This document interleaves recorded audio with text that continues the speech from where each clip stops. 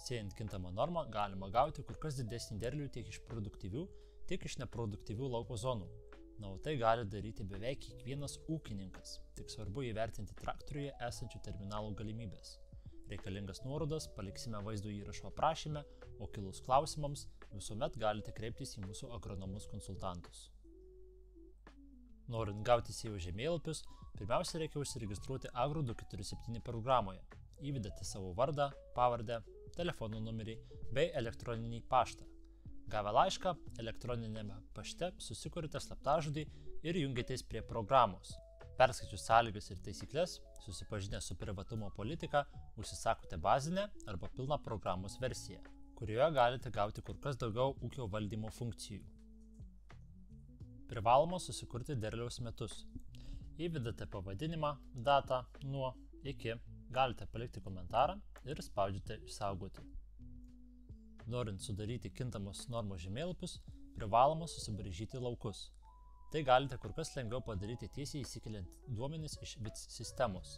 Tik būtina užpildyti jūsų ūkio duomenis. Grįžtate į portalą, spaudžiate ant savo ikonos ir redaguojate pirkėjo informaciją. Dabar jau galite kelti laukus iš VITS sistemos. Tik būtinai pasirinkite, kurių metų duomenis jūs norėsite įkelti.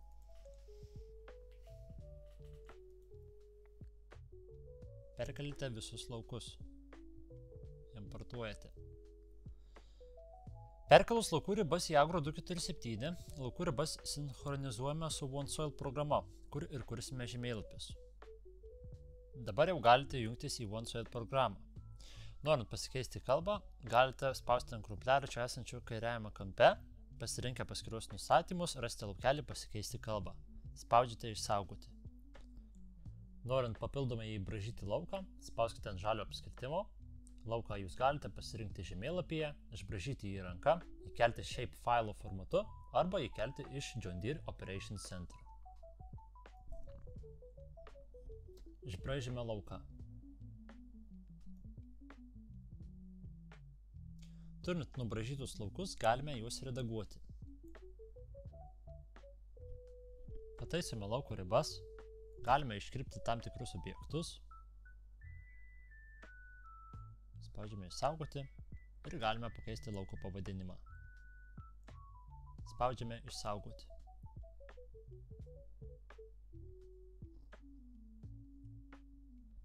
Atlikus visus darbus, aktyvuojame lauką.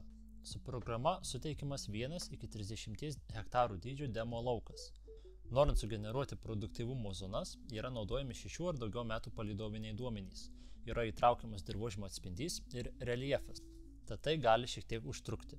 Jeigu norite užsisakyti daugiau hektarų, tai galite padaryti susisiekę su mūsų agronomais konsultantais. Užsisakius hektarus, jie galioja 1 metus nuo užsakymo datos. Sudarius augalų produktyvumo žemėlapį, galima peržvelgti ir įvertinti kiekvienų metų duomenis. Programa išėmė tuos metus, kurie stipriai išsiskiria ir neatitinka lauko vidurkio. Jeigu manote, kad reiktų tam tikrus metus įtraukti ar išmesti, galite pasinaudoti redagavimo funkciją. Privaloma pasirinkti bent 2 sezonus. Spaudžiame išsaugoti. Taip pat apačioje galite matyti tiek lauko atspindžio, tiek reljefo žemėlapius. Sudarus produktyvumo žemėlapį, pasirenkate jūsų norimą atlikti darbą ir spaudžiate sukurti. Jeigu turite didelį kiekį laukų, galite pasirinkti kelis laukus ir sudaryti kintamos jos normos žemėlapius kur kas greičiau. Matome zonas. Jų yra 3. Jeigu norite tikslesnio žemėlapio, galite pasikeisti zonų skaičių. Įvedate auginamą kultūrą, veislę ir norimą sėti normą kilogramais ar vienetais į hektarą. Programa jums sudėlioja zonas ir normas automatiškai.